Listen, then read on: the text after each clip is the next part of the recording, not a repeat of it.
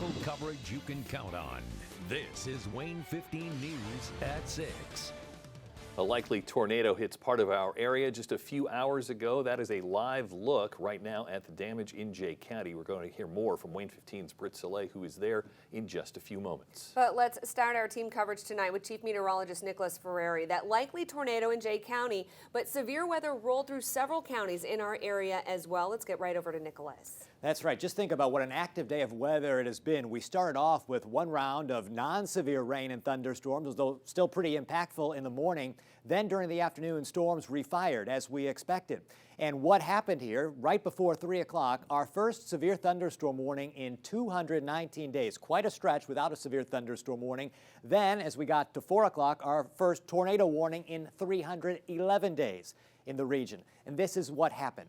Let's take a look at our radar over the course of the past few hours. The storms entered western sections of the area. Wabash County, Grant County, proceeded to the south and southeast. Then we got to that key time just around 4 o'clock when we got a report from the National Weather Service of a trained storm spotter seeing a large wedge tornado 2 miles south-southwest of Trinity in northeastern Jay County, the size of about 200 yards, a large wedge moving toward Mercer County to the southeast. We also got a tornado report around Fort Recovery, and that's where we're watching and waiting for more and more damage reports to come in from this evening, because that is the area most greatly impacted. The good news here, as we are on the air at 6 o'clock, the storm activity has all moved to the southeast and has cleared our area. So radar is not showing any rain of note anywhere around northeast Indiana and northwest Ohio. The upcoming hours will be dry. Our next rain chance will come overnight into early morning tomorrow, but that chance will not be for such severe storms as what we've experienced so far. Now, we toss it over to meteorologist Adam Solarzik for more on the reports, the images, the movies, the videos that we've got in. Adam. Hey, yes, Nicholas, take a look at those tornado reports. You take a look at our storm tracker. You see the tornado report just to the southwest of Trinity and also down towards Fort Recovery. 2 reports of tornadoes. Unclear at this time if they are related. Let's take a look at some of the video that we have sent in here that came from that location, that tornado in Indiana, in Jay County, from Matt Conahan. And you can see that wedge tornado as it makes its way through Jay County earlier on this evening. You can hear in the background the winds, how strong they are this far away from the storm, the power of that tornado.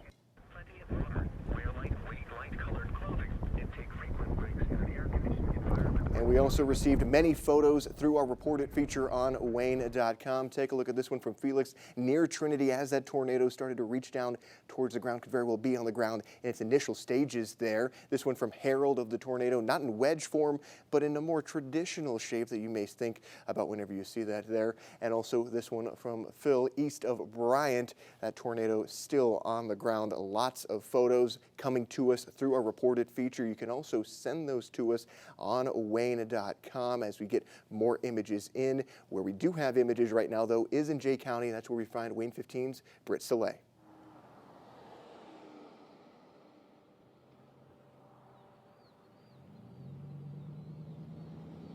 Yeah, Adam, I'm here on Road 500 North, southwest of Bryant, down in Jay County, where residents are sifting through the damage from the storm. If you look north here, you can see this property here. There's some building damage. We are not sure if that is from this storm or if that's pre-existing. We haven't been able to talk to the people of this property yet, but you can also see bits of metal scattered about the field here. Now, those likely came from just across the road south here. Let me just check the road. There's still traffic driving by as people check out the damage and check on their neighbors. Now, looking south here, we have a hog farm that has damage to several buildings. There in the back, there's the building where they house their hogs. That has some of the building torn off, and you can see the metal going along the tree line there. There's another building where they house equipment. That's missing part of the roof, and even their home just across the driveway is also missing part of their roof. They say that's all from the storm.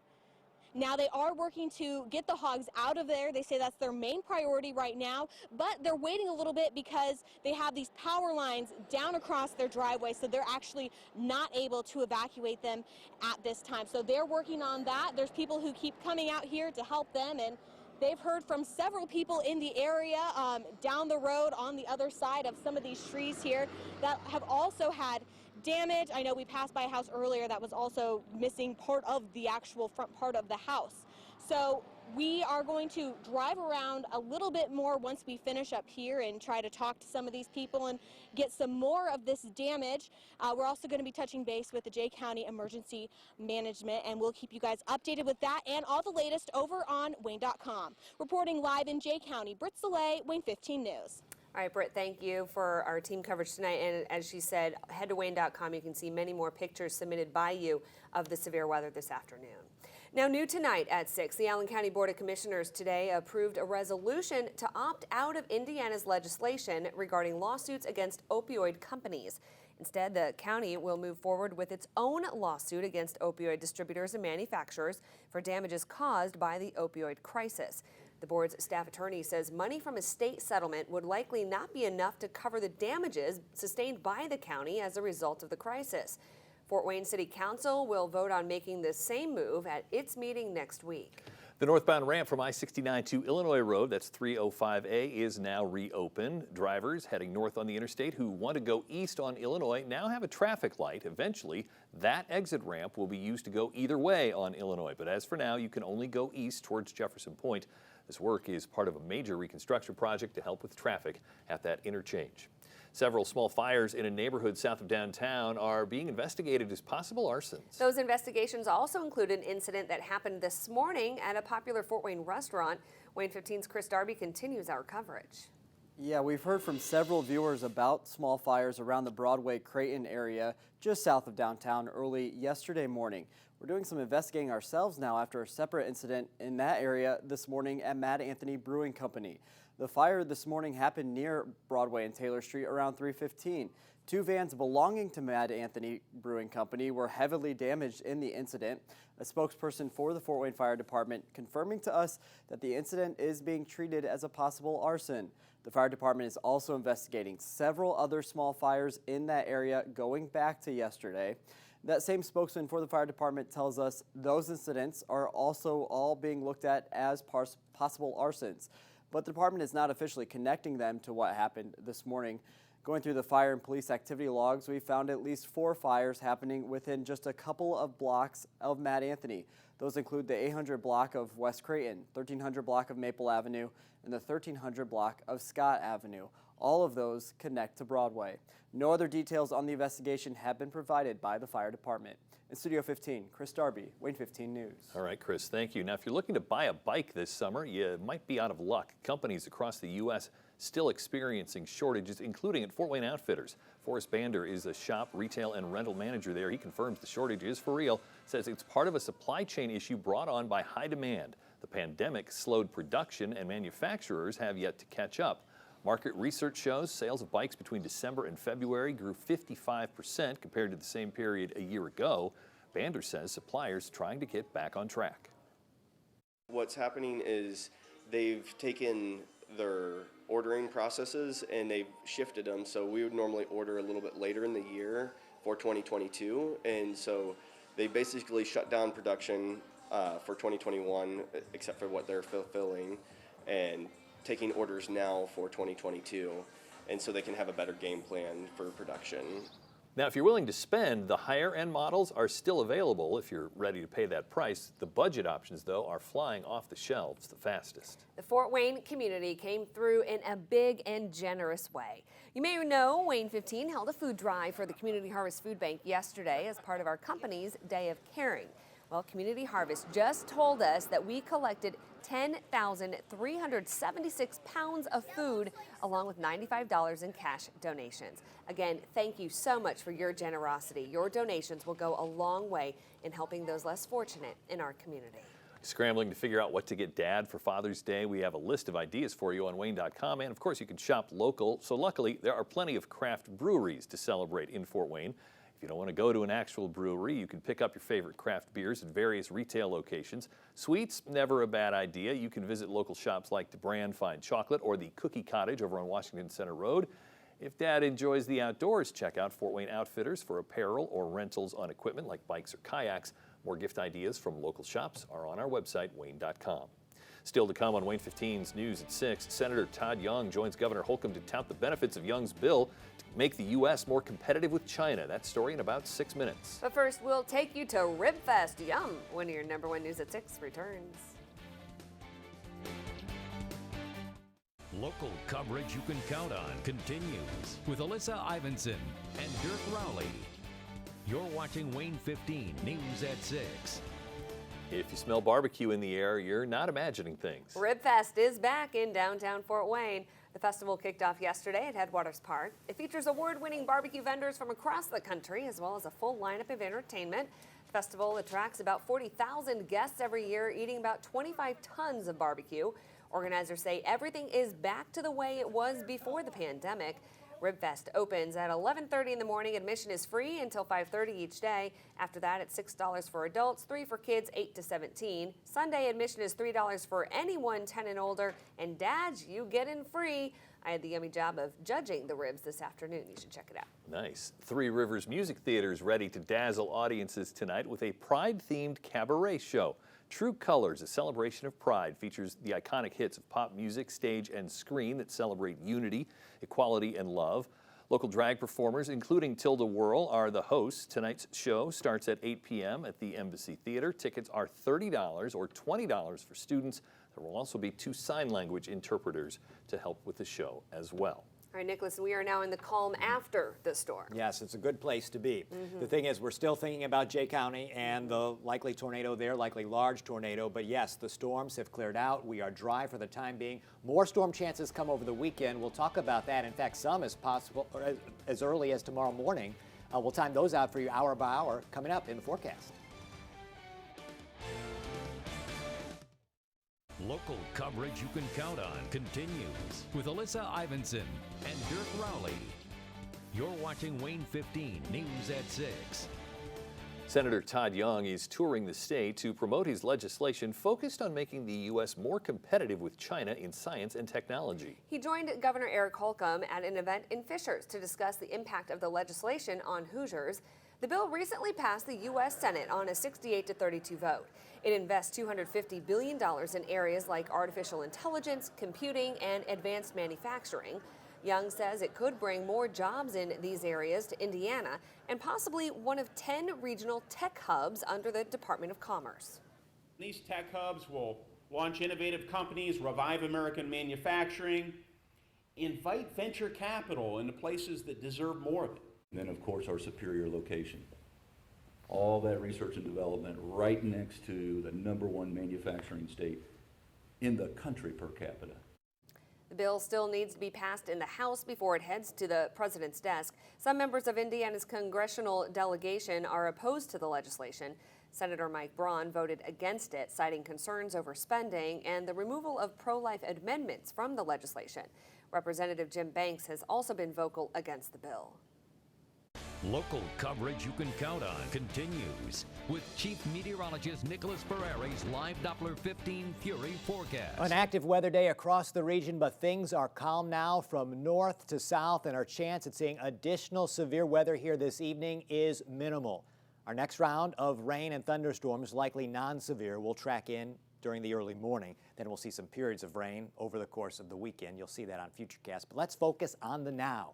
This is Storm Tracker. You can see very little showing up on radar across northeast Indiana and northwest Ohio. Certainly nothing like the severe storms that especially affected southern parts of the area. Fort Wayne northward, it's been a pretty quiet afternoon. Here on the map now, all the storm reports from the day. Hail, winds, common from Fort Wayne to the north, but common with the morning time storms. We can't forget about those. Those were strong, but not as strong as what we've seen here over the course of the afternoon and into the evening.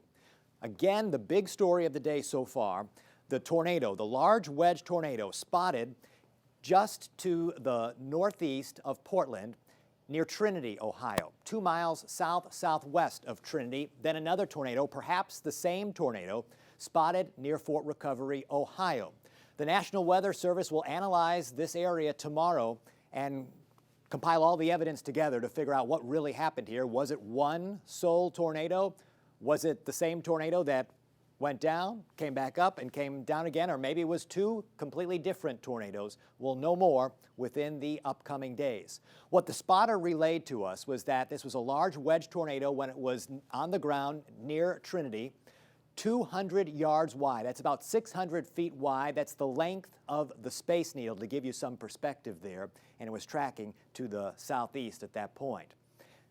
Along with the storms today, not only did we have that tornado threat, but we had a large hail threat, and now confirmation of that. Hail in Red Key from Paul Harris. This was reported at about golf ball size. You see here, about 2 inches in diameter, so we may very well have damage from hail spread across the area too. We can't forget the high winds that were estimated around 60 to 70 miles per hour, and that's outside of the tornado just with some of the storms that marched through. 83 degrees now in Fort Wayne, feeling like 87, and there's some sun peeking through. 82 in Auburn, 86 in Columbia City, 86 in Huntington, 81 in Van Wert, and 87 in Bluffton. While there may be a scattered shower or two over the next few hours, wouldn't be anything strong. Tomorrow morning, just before sunrise, some additional rain may track in, along with a few thunderstorms. But remember, it's not going to be as powerful as what we experienced here during the evening. But still, we may get some thunder, lightning, maybe some bursts of heavy rain. Morning time temperatures will be near 70, and it's going to be another hot, humid day for us. Look for additional scattered rain and thunderstorm development during the afternoon and evening tomorrow, and this includes places to the north which were spared of strong storm activity here this afternoon and evening. You may get in on some strong gusty thunderstorms during that time. Keep that in mind if you're a lake person. You may need to be weather aware then. High temperatures tomorrow in the mid-80s. Sunday, Father's Day, there's a chance at some scattered rain, but most of the day will be dry. Next week, early in the week, in the 70s. That's your forecast now. Sports. Local coverage you can count on continues with Colton Howard's Sports Report. Sports coverage you can count on. We've got a very special sports report for you today. Joining me is the winningest quarterback in Notre Dame history and one of the newest New Orleans Saints, Mr. Ian Book. Ian, how are you doing today? I'm doing great. Thanks for having me. Of course. So, Ian, we're here today for a camp that you're hosting. Why don't you tell us a little bit about the event? Yeah, just coming out here, having a good time, just spending time with kids. And I just remember being a young kid going to camps like this, and it's just a dream come true that I can be able to do this. And you know, hope they look forward to, you know, just having a good time running through all the drills. And I just remember being in their shoes, so it's just an awesome feeling to be here and just be out here supporting these guys. Yeah, going off of that, how did a camp like this help you when you were these kids' age? It just gives you confidence, and you watch these people on TV and they become your idols, and you get to see them in person and realize they're just regular people and they're all on the same mission to get better and, you know, play in the NFL and just be the best person you can be and best player. So it's all a part of it. Why is the mission to give back important to you? Just from when I was a kid. I mean, you always remember those guys that you looked up to that gave back to you, and it's they leave a special you know, mark on your life. So I just want to do the same thing for these guys. Now, I'm sure a lot of these kids would like to be an Ian Book when they grow up, be a captain at Notre Dame, and then get drafted in this year's NFL draft. What was it like hearing Ian Book called at this year's draft? I say it a lot, but I say dream come true, because just wanted to be, you know, drafted since I was in 3rd grade when I was 8 years old, and just a dream come true. I was sitting there, got to spend time with my friends and family and just wait for the call. You know, it was a day I was a little nervous and just sitting there, but at the end of the day, you know, I knew it would work out, and just very thankful. You know, got a lot of people to thank. It's an exciting opportunity to go to New Orleans as a quarterback. What do you hope to do with this opportunity? Yeah, just make the most of it. You know, be on this team and you know, find a way to help out whatever that may be. And obviously I want to be a starter, so I'm going to work for that. But just excited to live out my dream, and I want to win Super Bowls. So. All right, fun question. Going back to your days in the blue and gold, what was your fondest memory as a member of Notre Dame? Probably beating Clemson this last season. Going into overtime and storming the field during a pandemic, probably not the safest thing, but just a memory that we'll have forever. Ian, anything else, man? No, just excited to be out here, and thanks to FlexWorks, so let's do it. Thank you so much. That's Ian Book. I'm Colton Howard, and that is your local sports report.